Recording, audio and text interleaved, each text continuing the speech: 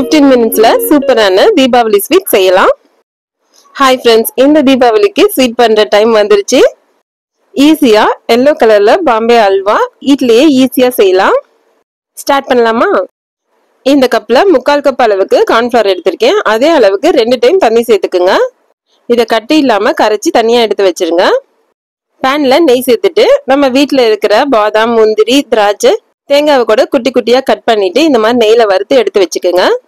அதே கப்ல கார்ன்ஃப்ளவர் எவ்வளவு எடுத்தீங்களோ அதே மாதிரி 3 டைம்ஸ் சேர்த்துக்குங்க. சர்க்கரையும் அதே அளவுக்கு 3 கப் சேர்த்துக்குங்க. சர்க்கரை நல்லா கரைஞ்சி வந்ததும் பாதி அளவுக்கு எலுமிச்சை பழம் ஜூஸ் சேர்த்துக்குங்க. இன்னைக்கு எல்லோ கலர்ல செய்யறதுனால எல்லோ ஃபுட் கலர் சேர்த்திருக்கேன். சர்க்கரை பாகு இந்த அளவுக்கு ஒட்டுற அளவுக்கு வந்ததும் நம்ம கரைச்சி வச்சிருந்த கார்ன்ஃப்ளவர் மிக்ஸை நல்லா மிக்ஸ் பண்ணிட்டு இந்த சர்க்கரை பாகுல சேர்த்துக்குங்க. கார்ன்ஃப்ளவர் மாவு சேர்க்கும் போது அடுப்பை மீடியமா வச்சுக்குங்க. அதுக்கப்புறம் கொஞ்சமா தீ அதிகமா வச்சு கைவிடாம கிளறி விடுங்க. 2 ஸ்பூன் ஏலக்காய் தூள் சேர்த்திருக்கேன். சர்க்கரையும் ஏலக்காவையும் சேர்த்து அரைச்சி எடுத்து வச்சிருக்கேன். இது நல்லா திக்காகி வரும். இது கூட கொஞ்சம் கொஞ்சமா எண்ணெயோ இல்லைன்னா நெய்யோ தேவைப்பட்டீங்கன்னா சேர்த்துக்குங்க. நம்ம எண்ணெய் சேர்த்து கொஞ்ச நேரத்திலேயே இது நல்லா திக்காயிடுச்சு. இங்க பாருங்க, கடாயில ஒட்டாத அளவுக்கு நல்லா திக்காயிட்டு வருது.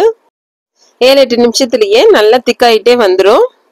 இது கூட நான் கொஞ்சம் ஃப்ளேவருக்காக பைனாப்பிள் எசன்ஸ் சேர்த்துருக்கேன். தேவைப்படுறவங்க சேர்த்துக்கலாம், இல்லைன்னா இதை விட்டுருங்க. பார்க்கும்போதே நல்ல கண்ணாடி மாதிரி வந்திருக்கு. கடாயிலையும் துளி கூட ஒட்டாம நல்லா வந்துட்டு இருக்கு.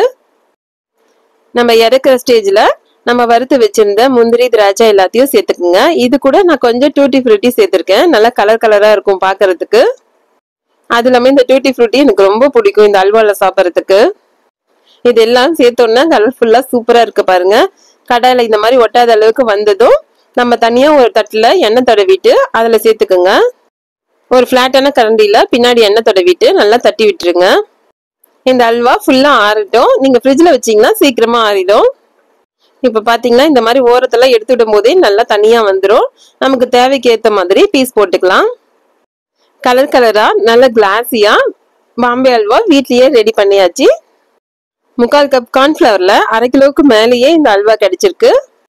இதை பார்க்கும் போதே குழந்தைங்கள இருந்து வீட்டுல இருக்க எல்லாருக்கும் ரொம்ப பிடிக்கும். கண்டிப்பா நீங்களும் வீட்டுல ட்ரை பண்ணி பார்த்துட்டு சொல்லுங்க. இந்த ரெசிபி உங்களுக்கு பிடிச்சிருந்ததுன்னா லைக் பண்ணுங்க, ஷேர் பண்ணுங்க, மறக்காம சேனலை சப்ஸ்கிரைப் பண்ணுங்க. இன்னொரு 15 minutes தீபாவளி ஸ்வீட்ஸ்ல மீட் பண்ணலாம். தேங்க்யூ.